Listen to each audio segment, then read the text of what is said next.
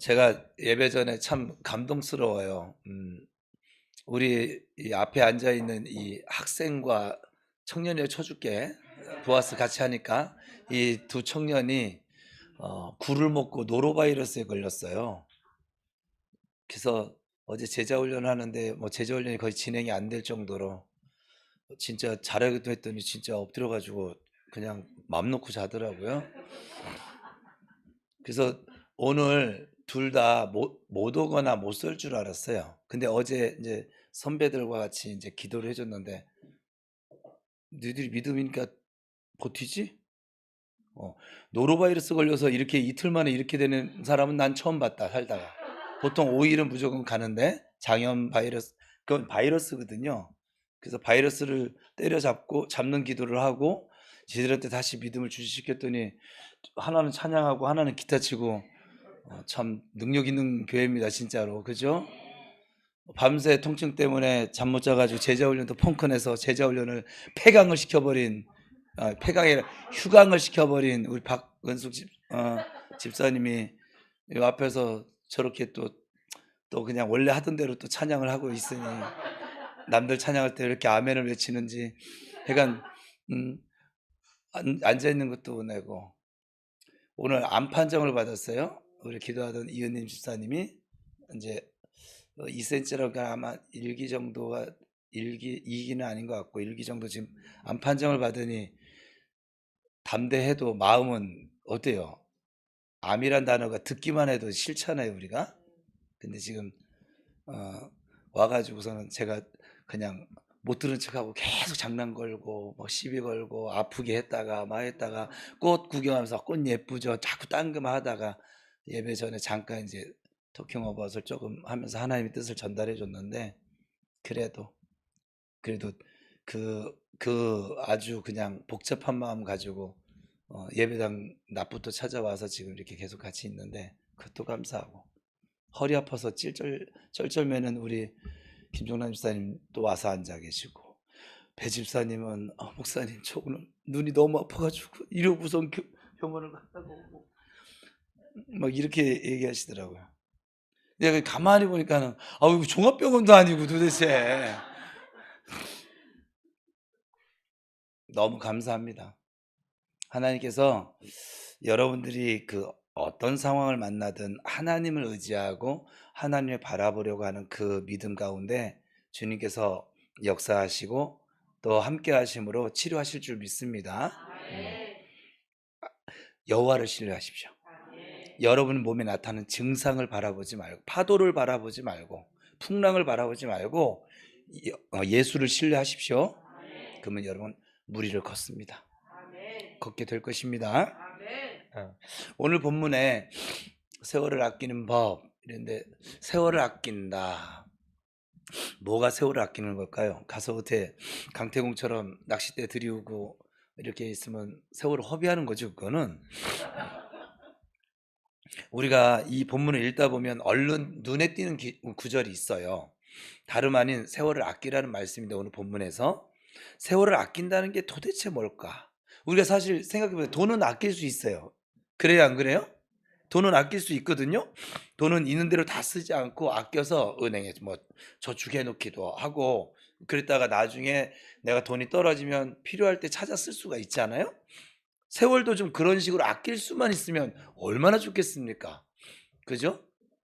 할 일도 없고 시간이 정말 가지 않게 느껴질 때 이 시간을 은행에다 저축해 놨다가 나이가 들어서 저축해 놓은 청춘을 찾아서 사용한다거나 막 바쁠 때 찾아서 쓸 수만 있다면 너무 좋겠죠? 그죠? 근데 애석하게도 세월은 그런 식으로 아낄 수 없다는 것에 문제가 있지요. 우리가 인생을 살면서 늘 느끼는 것은 참 세월이 참 빠르다는 것이에요. 내가 한 10년만 젊었어도 뭔가 해볼 텐데 하는 마음이 없는 사람이 없거든요. 앞에 제가 청년 사역을 할 때 저보다 10년 정도 젊은 청년들이 제자들이 때였었는데, 사실 그들도 지금 생각해보니까 적은 나이, 우리 정간사예요. 정간사가 저보다 11살이 적거든요. 그래서 근데 지금 저희가 벌써 45이래요. 신기해요. 저희를 제가 21살 때 처음 만났거든요. 제 눈에는 아직도 20대 그 철없는 청년 같은데 근데 벌써 45이래요. 아 정말 신기해요 제 눈에는. 여러분 부모님들이 여기 청년들 여러분 볼 때 얼마나 웃긴 줄 아세요?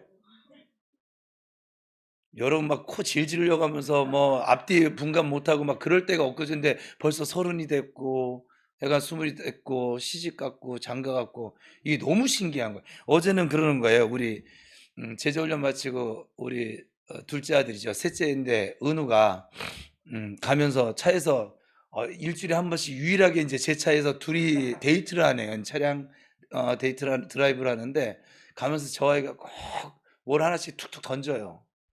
던지는데 주민등록증이 나왔거든요. 그랬더니 막 거기에 대해서 얘기해서 막 근데 "아빠 어 저는 어른이 되고 싶었었거든요." 성인과 어른을 구별해서 얘기하더라고요. 그러더니 성인은 나이가 차서 성인 됐어요, 육체적으로. 근데 어른은 다른 사람이 무언가 한 가지 이상 존경할 만한 것이 있는 사람이 어른이래요. 자기가 어렸을 때 어른이 되고 싶을 할 때는 그 어른이었대요. 근데 자기가 그 어른스러워져 가고 있나 뭐 하여간 뭐 그런 비스무리한 제가 가끔가다 쟤도 목사 되려나 봐요. 그죠? 사고가 좀 달라요. 그렇게 질문하는데 제가 그냥 계속 이제 들어주고 대화하면서 제 안에서 '나는 그러면 어른일까?' 우리 설교했던 그거대로면 '나는 네피오스로 지금 살고 있을까? 아니면 휘오스 장성한 아들 어른으로 지금 하나님 앞에 살고 있을까?' 이 지혜 세월을 아낀다는 건 지혜인데 이 지혜는 뭐냐면 어른스러운 거예요. 여러분 모두가 다 지혜의 사람들 될 수 있기를 축복합니다. 그래서 그랬더니 저는 그 사람들이 부러워서 '야 내가 10 년만 젊었을 때는 진짜 하나 힘들다는 걸 느끼지 않고 그냥 밤새도록 날아다녔는데' 사실 못 날아다녔거든요. 뛰어다녔지. 근데 막 날아다녔는데 막 이렇게 얘기를 했었거든요. 그랬더니 마침 저보다 꼭 10년 나이가 많으신 집사님께서 그 말을 옆에서 "아이고 참 목사님 전 목사님 나이만 됐어도 더 바랄 것이 없겠네요." 이렇게 하시는 거예요. 그러니까는 지금 여기도 저보다 10 년이 더 많으신 분들이 계시는데 그 말을 들으니까 제가 그 순간에 혼란이 생기는 거예요. 젊은 사람들을 보면서 '내가 나이가 많이 먹었다고 생각하는 것이 옳은 것인가?' 아니면 나이 드신 집사님을 보면서 '내가 아직 아주 창창하다.'라고 생각을 해야 하나. 어쨌든 여러분 자기 나이를 생각하면 늘 지난 세월이 좀 아깝고 그리고 한 것도 없이 세월만 보냈다고 느껴지는 것이 좀 인지상정인지라 세월을 아끼라는 말씀이 아주 좀 별다르게 다가오는 건 사실인 것 같아요. 그런 본문에서 우리 바울 사도가 말하고 있는 세월을 아끼라라고 하는 말이 무슨 뜻인가 제대로 살펴봅시다. 우선 15절과 16절은 오늘 본문 한 문장이에요. 그리고 이 문장은 분사 구문이에요. 그러니까 이게 종속되어져 있어요. 연결되어 있어요. 16절이 주절, 그리고 15절이 분사구. 분사구는 뭐냐면 설명해 주는 거. 그러니까는 그래서 이 15절은 16절에 속해져 있는 내용인 거예요. 근데 원문에 보면 이것이 반대로 되어져 있어요. 우리 한글 개혁성은 지금 이렇게 되어 있는데 세월을 아끼라가 라는 동사가 분사이고 15절의 동사가 주동사예요. 그러니까 주절과 분사가 우리 이 한글 개혁에는 원어랑 바뀌어 있어요, 지금. 왜 그렇게 했는지 모르겠어요. 유럽 언어에서는 이 분사구가 이 주절의 앞에 나올 수도 있고 뒤에 붙을 수도 있거든요. 근데 주로 뒤에 나옵니다. 그런데 우리 한국말에서는 항상 분사는 여러분 이해하기 쉬운 건 형용사라고 칩시다. 그러면 매우 예쁘다. 매우가 설명을 해주는 거죠. 예쁘다를. 이해가 되셨어요? 그러니까 너무 바쁘다. 바쁘다라는 걸 너무가 더 이렇게 강조해 주는 거거든요. 꼭 이와 같은 거예요. 그러니까 그래서 이 문장을 원래 의미대로 해석을 하면 한국에서는 15절과 16절이 바뀌어져 버렸죠. 그래서 세월을 아껴서가 먼저 나와 15절이 되는 것이고 그리고 지혜 있는 자 같이 하라가 뒤에 나와서 16절이 되는 거예요. 원어대로 얘기하면. 그래서 저를 바꾸지 않고 말이 되도록 하다 보니까 지금 우리가 가지고 있는 이런 번역이 나온 것이거든요. 영어도 헬라어랑 어순이 좀 비슷해요. 우리 한국말이 조금 좀 다른 것이고, 이런 경우는 영어 성경이 좀 큰 도움이 되죠. 그래서 우리말 번역에 의하면 세월을 아끼는 것이 최후의 목적입니다. 지금 우리가 읽은 이 개역 성경에는 세월을 아끼는 게 목적이에요. 근데 지혜 없는 자 같이 말고 지혜 있는 자 같이 함으로써 세월을 아껴, 이런 뜻이 되는 거예요. 오늘 이걸 풀었으면 우리가 오늘 읽은 본문은. 근데 원문대로, 죄송해요,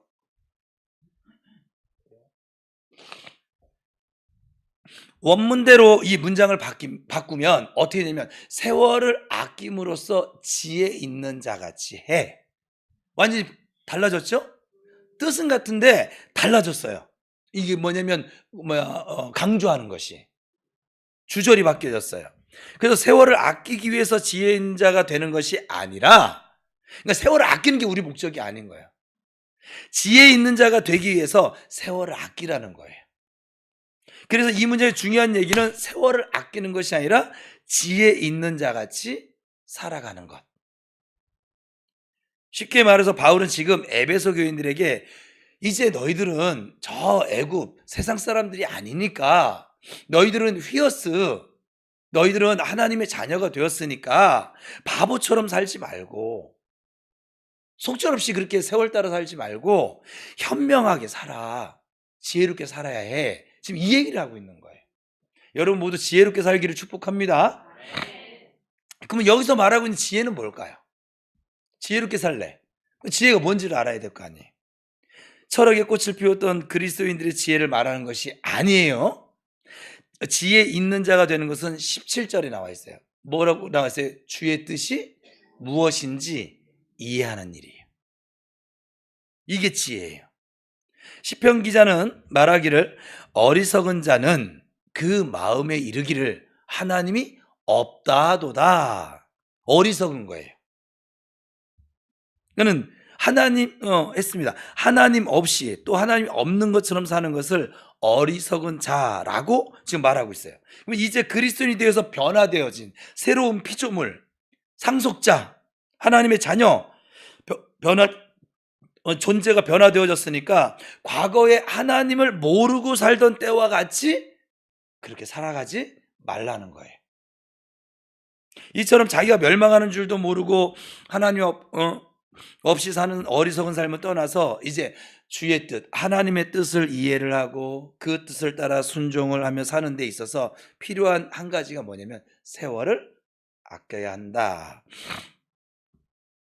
여기서 말하는 세월은 우리 장정순 목사님 통해서 나왔던 단어들처럼, 그전에도 우리 교회에서 나왔던 단어이긴 하지만, 세월은 흘러가는 시간의 개념이 아니라 지금 하나님의 때, 정해진 시간에 그런 개념을 말을 해요. 헬라에서는 시간을 말하는 단어가 두 가지라고 했잖아요. 뭐라고 했어요? 카이로스하고 크로노스하고. 이거는 좀 기억해도 좋겠어요. 저는 장 목사님이 여러분 축복한 것처럼 여러분의 모든 날들이 카이로스의 은혜가 있기를 축복합니다. 네. 크로노스는 그냥 자연스럽게 흘러가는 시간이고, 카이로스는 특별하게 하나님께서 은혜로 나타나지는 그런 시간이에요. 그럼 갈라디아서에서 때가 참에 하나님이 그 아들을 보내사 여자에게 나게 하시고 할 때는 바로 하나님의 때니까 카이로스. 시간이 쌓이고 흘러서 어느 때가 되었다는 뜻이 아니라 하나님이 미리 정해놓으신 특정한 때에 지금 이르렀다 라고 하는 뜻이 되겠죠. 여기서 세월을 아끼라고 할 때 사용된 단어가 바로 카이로스입니다. 하나님은 우리 모든 인간들에게 숨을 쉬면서 살 수 있는 때를 정해 두셨어요. 이것을 우리가 늘리거나 우리 마음대로 줄일 수 없어요. 그것이 정확히 얼마나 되는지도 우리는 사실 알 수도 없어요. 그 정해진 때를 살아가는 우리로서는 그 때를 통해서 할 수 있는 한 많은 날 동안 하나님을 섬기며 또 변화되어진 그리스도인의 모습으로 살아가는 것이 가장 복되고 의미 있는 일이 될 것입니다. 한번 잃어버린 시간 되돌릴 수 없어요. 한번 허비해버린 시간 어디 가서 찾아올 방법이 없어요. 남의 것을 뺏어올 수도 없고 돈 주고 사올 수도 없습니다. 오로지 우리가 할 수 있는 일은 그냥 아끼는 수밖에 없는 것이죠. 여러분 지금 훈련 중에 있습니다. 이제 훈련도 이제 거의 다 끝나가고 있죠. 이제 진멸하는 거 하나 남았어요. 진멸 다 끝나면 완전히 여러분 이제 누리는 삶을 살게 될 것인데, 그러면 이 진멸하라고 할 때 우리 교회 같은 경우는 정말 얼마나 하나님이 영으로 지금 이끌어가고 계십니까? 이 영으로 이끌어가는데 계속 그 감사와 순종으로 따라가는 건 누구의 선택이라고 했어요? 나의 선택. 그 하나님께 감사와 순종을 선택한 사람은 성경이 말하는 거면 세월을 아낄 줄 아는 지혜로운 사람인 것이고, 그렇지 못한 사람은 계속 광야 뺑뺑이 돌아야 되니까 어리석고 지혜롭지 못한 사람이 되겠지요. 세월을 아낀다는 것은 하나님을 떠난 어리석은 삶으로 우리에게 주어진 그 삶의 기간을 허비하지 말고 지혜롭게 하나님의 뜻을 이해하며 살아가라 라고 하는 그 뜻을 지니고 있다는 것을 다시 한번 말씀드립니다. 그러면 우리가 이렇게 지난 걸 돌이켜보면, 제가 이 설교를 준비하면서 저도 허비한 적이 있었거든요. 주의 뜻이 무엇인가 이해를 하려고 하지 않고 내 감정이 시키는 대로 방황했던 적. 앞에 있는 목사도 방황했던 적이 있어요. 신학교 들어가고 나서도. 신학교 들어가기 전에는 많이 넘어지기도 했는데, 그래도 신학교 들어가고 나서는 제가 아예 결단을 해버렸기 때문에 제 목숨은 아버지 것이에요. 그렇게 했는데도 제가 방황하는 때를 만나더라고요. 시험이 들어서. 근데 내가 시험이 들었을 때는 왜 시험이라고 할까요? 마귀 유혹에 왜 빠질까요? 주님의 뜻이 무엇인가 이해하려고 하는 지혜가 그 시간에 없었거든요. 내 감정만 있는 거죠. 섭섭마귀님 어서 오세요. 그래서 섭섭해. 나한테 이럴 수가 없어. 내가 지한테 어떻게 했는데, 이러면서 섭섭마귀 들어오고, 그리고 불평마귀 들어오고, 그 속에서 주님의 뜻을 찾고자 하는 나의 선택적 열정적인 선택은 이미 온데간데 없어져 있어요. 이미 내 선택은 시험 들기로 작정을 해서. 그거 아세요? 전 시험 든 사람 옆에 가까이 안 가요. 앞으로도 가까이 안 갈 거예요. 그러니까 여러분 시험 드세요. 제가 가까이 가는 게 싫으면 시험을 드세요. 왜냐면 가까이 가도 그 시험 든 사람은 가까이 가서 또 더 시험 들어. 목사님 뭐 아시나? 나를 뭘로 보지? 시험 들을 때는요, 그냥 평상 똑같이 얘기했는데 그 말 때문에 더 시험 드는 거예요. 그리고 내 눈빛이 어땠다고. 난 원래 하던 대로 하잖아요. 제 눈빛이 어땠다고. 전도사님 오늘 나를 바라보는 눈빛이, 맞아. 그전에도 그러셨. 제가 가서 설명할 이유도 없는 거야. 설명한다고 듣지도 않아요. 이미 시험 들고 작정을 해버렸어, 그냥. 지혜가 전혀 없어, 그냥. 근데 그 시간들이 저도 시험이 들었을 때가 있었을까요? 없었을까요? 있었죠. 시험 들어서 제가 2주 정도를, 그러니까 2번을 주일 예배를 못 드렸다고 했었잖아요. 예전에 고백할 때. 우리 장 목사님 사건이에요. 2주를 제가 예배를 못 드렸는데, 그 2주 예배 드리지 못한 그 시간이 얼마나 아까운지 아십니까, 제가? 그 2주 예배를 드렸더라면 제가 지금 여기 안 있을 건데. 내가 지금 전 세계를 누비고 다니고 있을지도 모르는데. 그러니까 뭐냐면 다른 사람 때문에 내가 하나님을 예배하고 아버지께 나아가는 것에 방해받는 건 참 어리석은 일이에요. 왜냐면 그 사람이 나를 위해서 대신 죽어주지도 않았고, 그 사람 때문에 내가 예수를 믿는 것도 아니에요. 그리고 그 사람이 나에게 그런 어떤 시험거리를 준다고 해서 내가 그런 존재도 아니에요. 나는 여전히 하나님의 아들이에요. 나는 여전히 하나님의 딸이에요. 그러니까 다른 사람이 그렇게 무언가 하는 것 때문에 우리가 일일이 반응할 이유가 사실은 없어요. 근데 내가 정말 어리석었던 거예요. 그 어리석음 때문에 내가 무엇과도 바꿀 수 없다고 고백한 예배를 2주를 못 드렸어요. 너무 억울해. 그 이전에도 몇 번 예배를 못 드린 적이 있어요. 저는 여러분이 생각하는 것보다는, 죄송합니다. 이거 왜 이랬지? 이거 노로야. 음,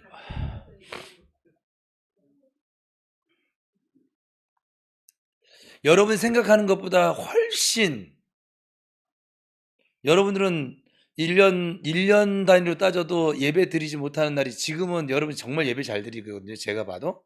하나님도 지금 받고 계시고. 그런데 예수를 믿으면서 예배를 드리지 못한 주일, 저에게 예배는 주일이니까. 마음 다해서 지키지 못한 주일. 교회 뭐 왔다 가는 걸 주일 지켰다고 하는 게 아니에요. 하나님께 내 마음을 온전히 드린 게 주일을 지킨 거예요. 무엇을 하든지. 근데 그 주의를 지키지 못한 게 여러분 열 손가락 넘어요. 요 안에 들어와요. 또 이거 이러면 다 거룩한 척 한다니까. 진짜. 제가 지금 35년째, 36년째 예수를 믿고 있는데 저는 열 손가락 안에 들어와요. 저는 예배를 정말 기분이 나빠도 목숨 걸고 전날 술을 잔뜩 퍼먹고 했어도 그냥 교회 가서 망신을 당해도 술 냄새 펄펄 풍기면서도 간 적이 한 번 있었던 것 같아요. 정확한 기억은 아닌데 예수 믿고 얼마 안 됐을 때 그랬어요. 지금 지금 안 그래요? 그러니까 저는 예배 정말 왜 하나님이 저에게는 그런 은혜를 주셨어요? 예배에 무슨 일이 있어도 예배를 무엇과도 저는 바꿀 마음이 없었거든요. 지금도 앞으로도 마찬가지일 거예요. 저는 정관사가 지금 어쨌거나 저한테 한 5년 됐지요? 21살인데 45이니까 한 25년째네요. 그 뭐야, 정 목사가 예배를 허투루 드리는 걸 봤어요? 하긴 자기가 예배를 안 드리니까 뭐 남이 예배를 드린지 아닌지 뭐 관심이 없지. 저는 예배 시간에 조는 적도 없어요. 밤을 샜어요. 그리고 예배 시간을 갔어요. 이제 교회 일을 하다가 뭐 주보 인쇄를 했는데 뭐 잘못했다고 목사님이 그냥 밤새서 그거 다시 해. 그게 500장이에요. 저 얼마나 시집살이 많이 샀는지 몰라요. 그럼 밤을 꼴딱 새고 새벽 기도하고 그리고 주일 예배 드린 거예요. 차량 운행하고. 근데 그래도 전 예배 시간에 조는 적이 없어요. 전 졸 마음이 없거든요. 전 그 시간에 졸면 내가 너무 억울한 거야. 내가 이 시간에 이 자리를 어떻게 와서 지금 앉아 있는데 내가 이 귀한 시간을 줘라? 여러분들은 그런 싸움이 안 해서 그런 거예요. 저는 그 싸움을 엄청나게 했거든요. 그래서 근데 육체가 불강력적이야. 그러면 제가 어땠을 것 같아요? 어떻게 했을 것 같아요? 일단 허벅지를 꼽습니다. 꼬집어요. 내가 제 몸을 때려요. 막 때려요. 뭐 그냥 고통을 줘. 그래서 참해. 그런데도 내가 집중을 못 하겠어. 그러면 저는 이제 일어나서 저 뒤로 가서 저렇게 안 앉아요. 열중 샷하고 군대 있을 때처럼 이러고 예배 드렸어요. 그래서 저는 예배 시간에 조는 거를 허용을 못 하겠어요. 사실은. 근데 괜찮아. 노로잖아. 다른 때는 필요했었고. 그 예배를 바꾸지 않았기 때문에 그 모든 시험거리가 와도 이길 수 있었지 않았나. 지금 돌이켜 보면 저의 간증은 그렇습니다. 여러분 예배가 살아있잖아요. 여러분들 무조건 삽니다. 왜냐하면 예배에 치유와 회복과 은혜와 말씀과 기도와 찬양과 또 축복과 나의 간구와 하나님 향한 찬양 모든 게 들어있는 게 예배거든요. 근데 교회에서 하나님께서 이 잔치자리를 만들어 놓은 다 모든 환경을 세팅해 놓은 여기서도 하나님을 예배하지 못하는데, 제가 수없이 얘기하지만 밖에 나가 여러분 영적 전투하는 현장에 가서 하나님 예배할 수 있는 비결이 있을 것 같아요? 여기서 못하는 사람이? 여기서 하는 사람이 밖에 나가서도 예배하겠죠. 삶으로. 여러분의 삶이 그 전에 여기서 훈련받기 전에 실패했다면, 그냥 종교 생활을 했다면 그 이유는 그거예요. 예배를 드리지 못했기 때문에 그래요. 예배 드리는 사람은 어디다 갖다 놔도 예배의 삶을 살 수 있어요. 그 예배의 삶은 늘 하나님 앞에 사는 삶이 예배의 삶이에요. 못해도 괜찮아요. 넘어져도 괜찮고 병들어도 괜찮고 다 괜찮아요. 하나님 앞에서 사는 자가 예배자예요. 여러분 모두 예배자로 서시기를 축복합니다. 그래서 우리는 젊은 시절을 방탕한 생활을 하다가 회개하고 돌아온 사람들을 참 많이 보게 되거든요. 결국 회개하고 돌아왔으니까 젊어서부터 성실하게 하나님을 섬긴 사람과 똑같을까요? 물론 구원받았다는 점에서는 똑같아요. 자신의 카이로스 중 일부를 허비했다는 점에서 안타까움을 금하지 아마 못할 것이에요. 제가 신학교를 갔어요. 신학교를 갔는데 가봤더니 다 목사님 아들, 뭐 권사님 아들, 장로님 아들, 날 때부터 우리 박선혜 집사님 표현대로 로마인, 뭐 약간 정말 주눅들겠어요. 저는 이제 막 까불다가 들어왔잖아요. 그래서 그들은 어려서부터 성경을 계속 그냥 들었어. 들으면 싫든 좋든 뭐 그냥 막 이야기처럼 성경 이야기를 알아. 근데 저는 내가 막 읽어야지만 알아요. 지금 100일 통독 하신 분들 복입니다. 제가 하루에 사복음서를 다 읽었거든요. 사복음서를 하루에 다 읽으면서 기출문제를 다 풀었어요. 마태복음 풀고 읽고 풀고 마가복음 읽고 풀고 누가복음 읽고 풀고 요한복음 읽고 풀고 이걸 하루에 다 했어요. 하루에 사복음서를 이걸 다 했더니요. 새로운 세상이 열렸어요. 시험 점수 어땠을까요? 다 한 번에 합격했죠. 그래서 그렇게 계속 그냥 저 4박 5일 만에 성경 일독하는 사람이에요. 그거를 3번 했어요. 그러니까는 이게 성경 다른 사람들이 한 걸음 걸을 때 저에게 주신 마음은 나는 똑같이 한 걸음 걸으면 비춰질 거야. 그래서 하나님 그런 마음 저한테 좀 그런 고집이 좀 있어요. 하나님 그걸 쓰시는 것 같아요. 그래서 다른 동기들이 한 걸음 걸어갈 때 나는 적어도 2걸음 아니면 3걸음 갈 거야. 그래서 신학교 다닐 때 성경 무진장 읽는 거죠. 틈만 나면 읽는 거죠. 막. 레포트 쓰라는데도 성경 읽고 있었으니까. 레포트는 다 냈습니다. 나는 그렇게 성경을 읽은 거예요. 계속 읽었어요. 읽고 또 읽고, 읽고 또 읽고, 읽고 또 읽고, 읽고 또 읽고. 그래서 내가 목표를 100독을 잡았었거든요. 그때 지금 이제 목표가 이제 다 진 지가 좀 되긴 했는데, 그래서 그렇게 읽으니까, 그러니까 하나님 말씀이 뒤늦게 갔는데도 불구하고 그냥 이 안에 말씀이 계속 들어있는 거예요. 그래서 여러분들이 성경을 많이 읽으셔야만 합니다. 근데 그럼에도 불구하고 저는 지금은 안 그래요. 근데 그때 당시에는 내가 허비한 세월들 있잖아요. 하나님의 뜻이 무엇인가 이해하려고 하지 않았던 시간들, 하나님 없이 살았던 시간들, 이거는 저에게는 안타까움이 여전히 남아 있었고, 이 안타까움이 어떤 부러움으로 작동됐냐면 저희 모교에서 목사님 아들이 있어요. 우리 집사람하고 친구예요. 그 71년생 그 친구들인데 그 목사님 아들인데 얘가 맨날 가출을 해요. 그 새벽기도 마치고 목사님이 가출한 아들 찾으러 가고 얘가 또 담배를 펴요. 그 담배 피우는 놈 뒤통수 때려야 되고 하여간 또 얘가 술도 먹네? 근데 지금은 원래 마지막 본 게 전도사였어요. 근데 내가 그 예수 믿고 나서 저희 아버님도 제가 존경하지만 그 친구가 하나도 부러운 게 없었어요. 왜냐면 청년부 예배를 같이 드려보면 맨날 예배 시간 끝난 다음에 와가지고 여자친구들하고 이렇게 여자 청년들한테 약간 좀 말 걸고 약간 좀 달라.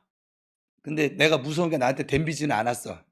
근데 어쨌거나 그렇게 이렇게 했는데 그 친구 보면서 의용아, 그 친구 이름이 의용인데 형이 너한테 부러운 게 하나가 있어. 네가 목사 아들이라는 거야. 어쨌거나 고준규 목사님이 저한테 영적 아버지인데 고준규 목사님이 미우나 고우나 너를 위해서 중보할 거 아니야. 나는 생각나면 할 것이고. 근데 거기 이미 교인들이 2,000명이라 내 생각이 안 나요. 지금 생각해 보니까 일개 뭐 청년 따위 나는 생각나요. 아직 인원이 많지 않아 다 기도합니다. 근데 거기는 2,000명인데 언제 내 기도하고 있겠어요. 교회일도 많은데. 우리 게 너무 커지는 거 좋아하지 마요. 아버지 사랑 못 받는 자식같이 좀 돼요. 그러니까 어쨌거나 그래서 목사님한테 편지를 썼어요. 제가 얼마나 사모가 됐냐면 아주 디어 목사님 해 가지고 이렇게 편장을 이제 보낸 적이 있는데, 그래서 제 신앙 고백 겸 저는 목사님 때 그런 것도 했었어요. 하여간 전 마음에 감동되면 무조건 했으니까 다 하든지 주든지 하든지 봉사를 하든지 뭐. 근데 그렇게 했더니 그 목사님이 저한테 그러시더라고요. "너 이제부터 내 아들이야." 그래서 아들 됐잖아요. 음. 그분이 돌아가셔서 그렇지 암으로 안 돌아가셨으면 저 지금 큰 교회 가서 아마 훈련 잘 받았을 건데, 어쨌거나 그러니까는 그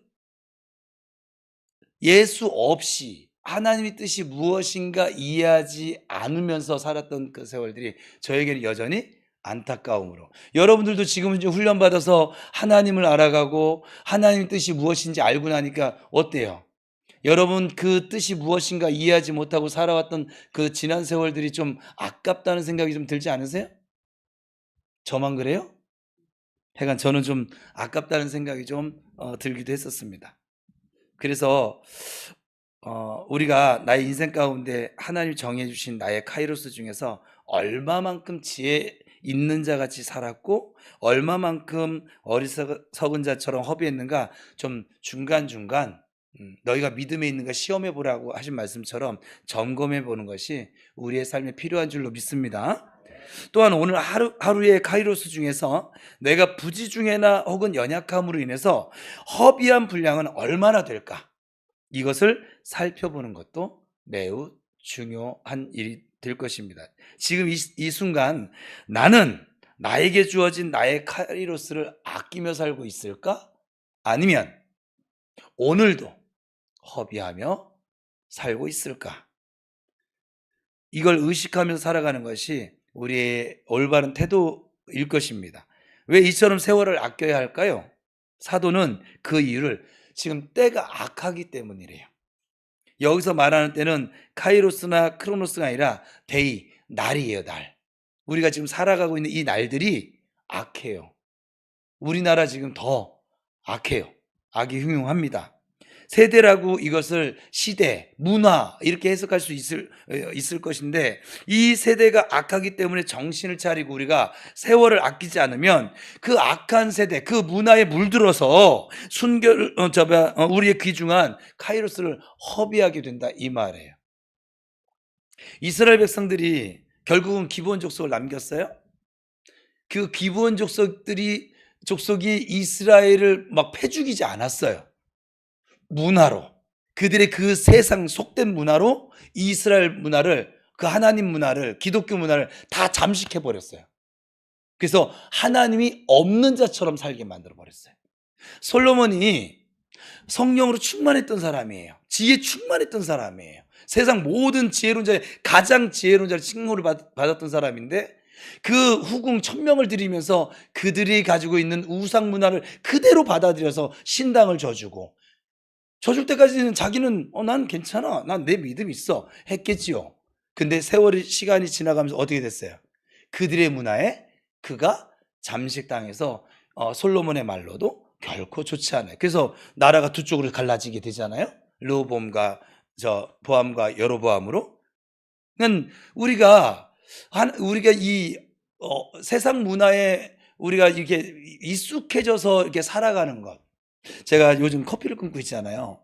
오늘 참다가 지금 저녁 먹고 결국은 한 잔을 마셨는데 밥을 먹고 이제 예배를 드리는데 내가 너무 해롱해롱거리면 안 될 것 같아서, 그래서 그것도 이제 가짜인데, 하나님이 이렇게 인터벌 두고 하라고 그랬어요. 한꺼번에 다 하면 너 죽어, 뭐 이런 느낌이신 거죠.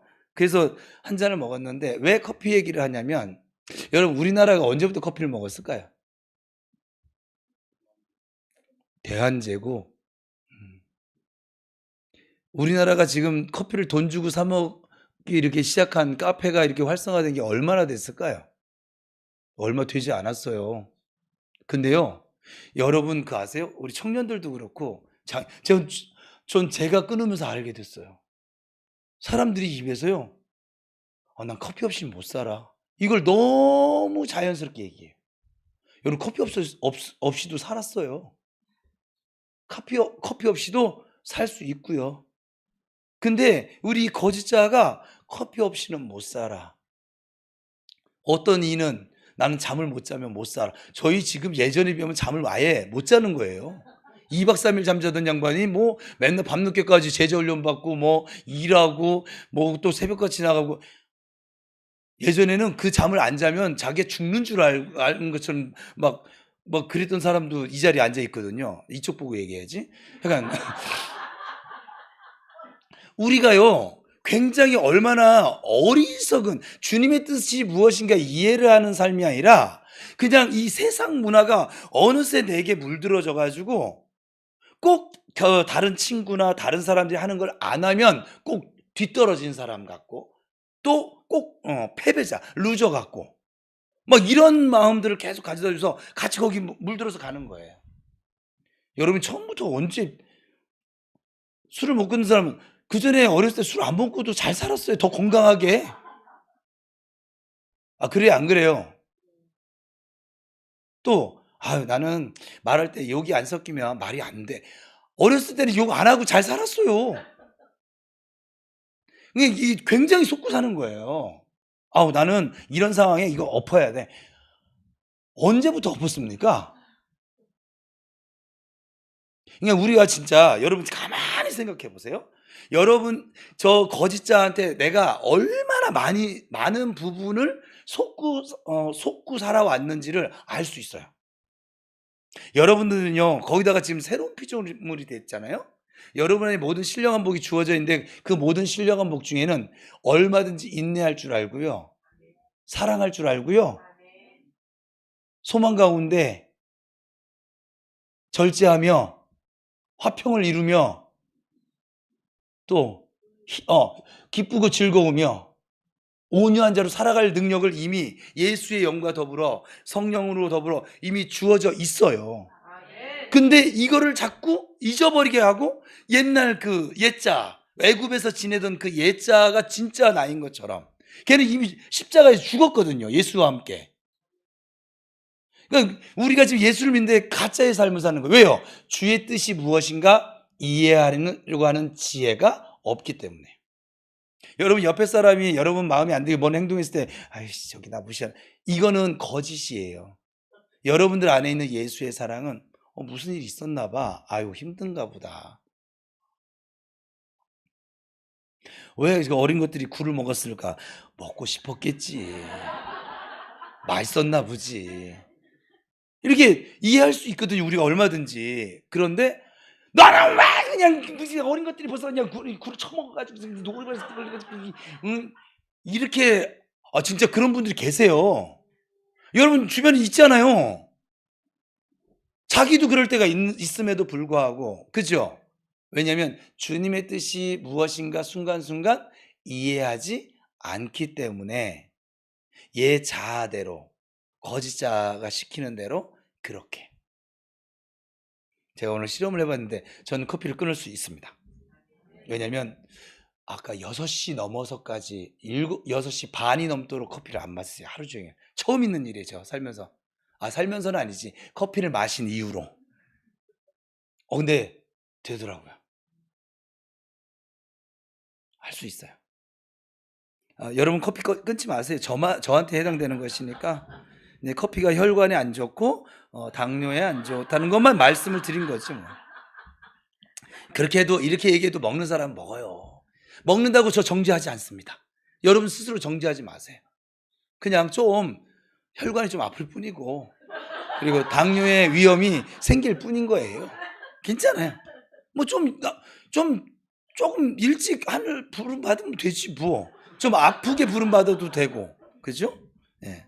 그래서 에베소의 이 그리스도인들은 하나님 없이 사는 당시 헬레니즘 문화 속에서 황제를 신으로 숭배하는 로마의 지배를 받고 있었거든요. 그 가운데서 성도의 순결을 지키고 하나님 섬기는 것이 얼마나 힘들었을까. 지금 이 시대가 악해져서요, 예수 믿는 게 사실 힘듭니다. 제가 목사임에도 불구하고 여러분이 조금만 세상과 접하면 예수 믿기 어려운 환경에 그냥 내 몸이 가 있어요. 그렇죠? 그러니까 우리로 하여금 이 세대가 하나님께 충성하고 진실되게 믿음을 지키며 살도록 돕는 세대가 아니라는 거예요. 아니면 우리를 하나님 없는 어리석은 생활로 끌어들이려는 세대 아니겠습니까? 맞지요? 어차피 공중의 권세 잡은 자기 세력을 떨치는 것이 허락되어 있는 한 고대 헬라 사회이든지 지금 뭐 뉴 밀레니엄 시대이든지 이 지금 한국이든지 우리가 사는 세대는 모두 악한 세대일 수밖에 없는 것이죠. 이 악한 세대를 살면서 우리가 해야 할 일은 세월을 아껴서 하나님의 뜻을 분별하고 순종하며 살아가는 것입니다. 두 번째, 오늘 부분에서 생각해 볼 건 뭐냐, 우리가 술에 취할까 성령에 취할까? 뭐 이게 질문이라고 해놨어요. 지금 내가 써놓고도 당연히 술에 취하는 거지. 그렇게 사는 것, 세월을 아끼며 사는 건 어떤 것일까? 바울 사도는 지금 술에 취하는 것과 성령에 취하는 것을 이렇게 비유를 들어서 설명했어요. 이게 왜냐면 여러분, 하나님 믿는 사람들 다 술 먹었어요. 종교개혁을 일으킨 말틴 루터도, 우리 장로교 창시자 요한 칼빈도 애주가셨어요. 거기다가 꼴초이기도 했고. 그러니까 우리 한국 사회만 유독 술, 담배 아주 엄격한 잣대를 들이는데, 하나님은 그것이 중요한 것이 아니라 술에 임박이지 말라고. 똑같은 거야. 커피에 임박인 거나 술에 임박인 거나 똑같이 보셔요. 하나님은 뭐냐면 지가 컨트롤을 못해. 그래서 술 취하지 말라고요.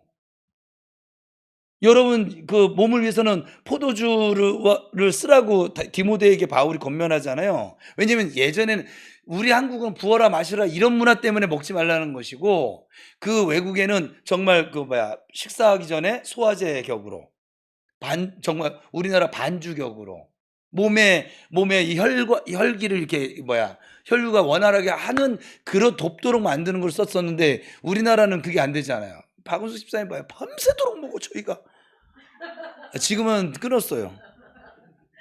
그래서 근데 이 사람들에게 지금 술에 취할까 성령에 취할까 이렇게 얘기하면 이 사람들은 알아들어요, 못 알아들어요?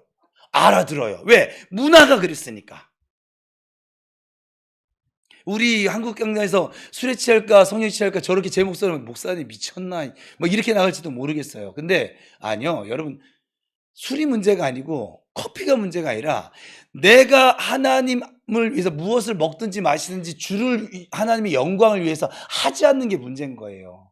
주님의 뜻을 이해하지 않으면 안고 살아가는 게 문제인 거라고요. 입에 들어가는 것이 악한 것이 아니라 입에서 나오는 게 나쁘다고요. 이거는 다음에 또 자세히 좀 나눠봅시다.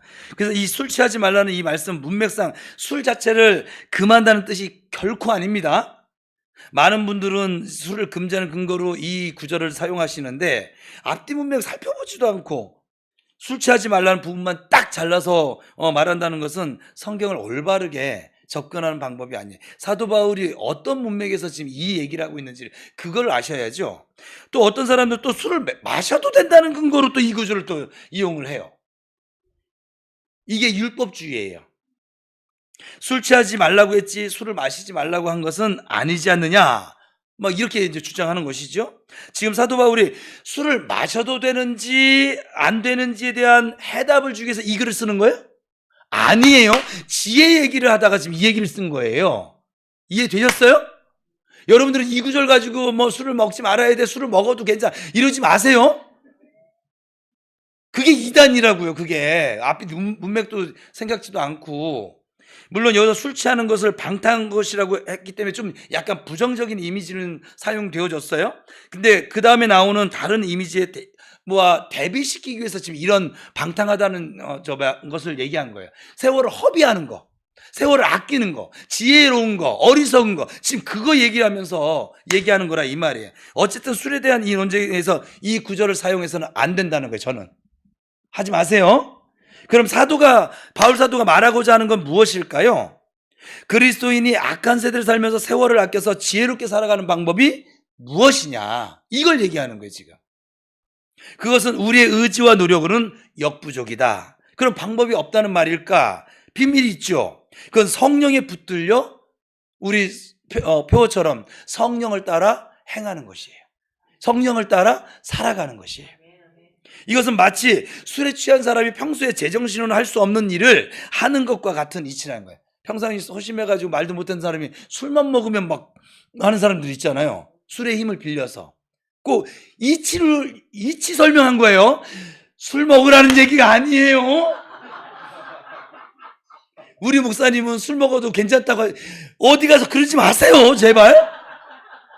어떤 사람은 좋아하는 이성에게 도저히 사랑한다고 하는 말을 그 성격상 할 수가 없어서 술 마시고 술 기운으로 사랑을 고백하는, 예전에 제 선배들은 이런 사람 많아요.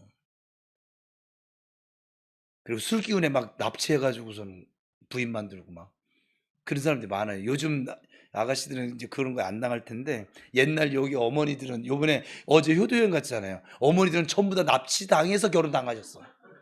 그 결혼 러브 스토리를 들었더니 러브 스토리가 아니야. 다 납치야. 전부 다 납치돼서 임신을 했고 어쩔 수 없이 결혼을 했어, 그냥. 그래서 21살에 애를 낳고 뭐 22살에 애를 낳고 뭐, 아니 재채탄부심으로 다 또 전부 다 맞아. 한 사람이 얘기하면. 여러분들은 이제 그렇게 미련받지 않아서 그렇긴 한데, 어쨌거나 그래서 그걸 비유하는 거예요. 제가 옛날에 공사장에서 아르바이트를 한 적이 있었거든요. 여러분, 저는 샌님 목사는 아니에요. 제가 경험해본 거, 직장 생활도 해보고 사업도 해보고 뭐 장사도 해보고, 장사가 사업이지. 그리고 뭐 아르바도 해보고 노가다도 해보고 전자공장 부품 조립도 해보고, 또 뭐 해봤을까? 사출 공장 가서 사출도 찍어보고, 뭘 했을까? 전기 회사 가서 전기도 만져보고. 하여간 제가 경험이 정말 다양합니다. 뭐 주리어 화장품 뚜껑 만드는 데 가서도 뭐 일을 해보고. 결국 오래 일을 안 했다는 거죠. 성질이 지랄 같아가지고. 근데 어쨌거나 그곳에는 뭐냐면 술 힘으로 일하는 사람들이 있어요. 여러분들 보셨어요? 꼭 막걸리 한 잔 먹어야, 그 공사판에 일하시는 분들은, 저는 그걸 먹고 어떻게 일을 하는지 모르겠어요. 근데 그분들은 그걸 마셔야 힘이 생긴대. 그래서 술을 마시지 않으면 팔에 힘이 없어서 시멘트를 한 포도 매지 못한다고 그렇게 고백을 합니다. 참 신기하죠? 바울 사도가 말하는 것이 바로 이거거든요. 우리가 악한 세대에게 지지 않고 우리의 카이로스를 허비하지 않으면서 하나님의 뜻에 따라 살아가는 방법은 바로 성령이 취해서 그 힘으로 살아가는 것. 옆 사람 한번 보세요. 성령이 취해 있나? 세상 문화에 취해 있나? 성령에 취해 삽시다. 시작.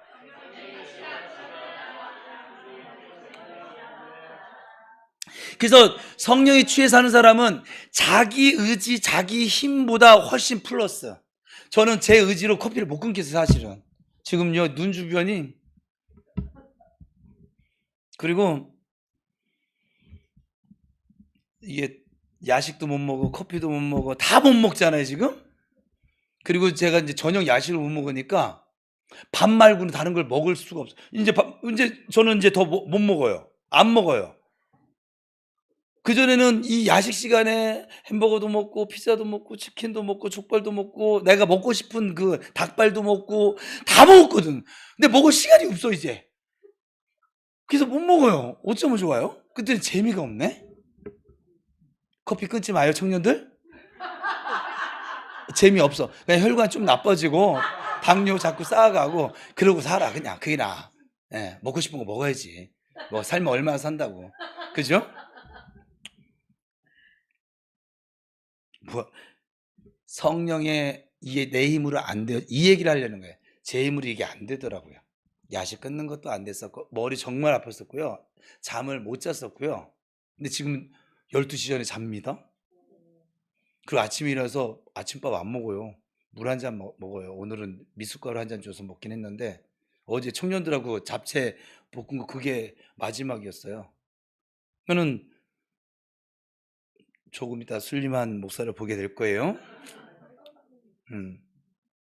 그래서 그것이 바로 성령에 취해서 살아가는 것, 성령의 힘으로 살아가는 것. 성령의 힘을 따라가면 커피 끊습니다. 야식도 끊고 여러분 그 진멸할 수 있어요. 그 못된 성질도 다 진멸할 수 있는 줄 믿습니다. 이걸 가리켜서 성령 충만이라고 하는 거예요. 그럼 성령 충만이 무엇이냐? 수없이 얘기한 말씀으로 충만한 상태. 그러니까 지금 백일통독 모르시는 분은 그냥 넘어가면 돼요. 백일통독 하시는 분들 잘 하시는 겁니다. 100일 통독이면 1년이 365일이니까는 65일 그래도 하나님 참 좋아. 20일씩 다 쉬는 시간 주고 3번은 통독할 수 있겠네. 1년에. 거기다 우리 교회 것까지 따라오면 4번 통독을 하네. 와우, 금방 백독 되겠네요. 그죠? 그러게 우리 안에 말씀으로 채워지지 않는 한, 또한 주어진 레마의 말씀과 씨름에서 나의 삶으로 나타내지 않는 한 우린 성령의 인도를 따라 살아가는 성령 충만한 상태가 될 수는 없습니다. 왜냐하면 성령님은 우리를 말씀과 기도 가운데 진리의 영으로 역사하시는 분이시기 때문에 그렇습니다. 지금 우리에게 중요한 것은 우리의 삶이 하나님의 성령에 사로잡혀 말씀을 앞세우고 살아감으로써 성령의 다스림 또 그 인도하심에 따라서 살게 될 때 참으로 우리가 정말 존경할 만한, 저 사람 정말 성도야, 그리스도인의 삶을 살 수 있다는 것이죠. 이것이 세월을 아끼는 지혜로운 삶이다. 그래서 한마디로 얘기하면 지혜로운 삶은 뭐냐면 말씀의 삶을 얘기하는 거예요. 성령을 따라 사는 삶을 얘기하는 거예요. 술에 취한 사람의 입에서 이기적인 마음과 거짓자로 형성된 그 욕심으로 막 그냥 욕설과 막 더러운 것들이 나오게 되어진다면, 성령 충만을 받은 사람의 입에서는 말씀과 기도 가운데 대해서 감사와 순종으로 또 하나님을 찬미하는 찬양하는 시와, 오늘 본문에 시와 찬미와 신령한 노래들이 나와지는 것이죠. 오늘 이 시간 세월을 아껴야 하는 우리에게 중요한 것은 그리스도인이 된 후 변화된 우리의 모습입니다. 성령 충만한, 즉 말씀 충만한 삶으로 세월을 아끼는 그 지혜 가운데 늘 하나님을 찬양하는 우리 모두가 될 수 있기를 예수님의 이름으로 축원합니다. 지금 시간이 지나서 기도하겠습니다.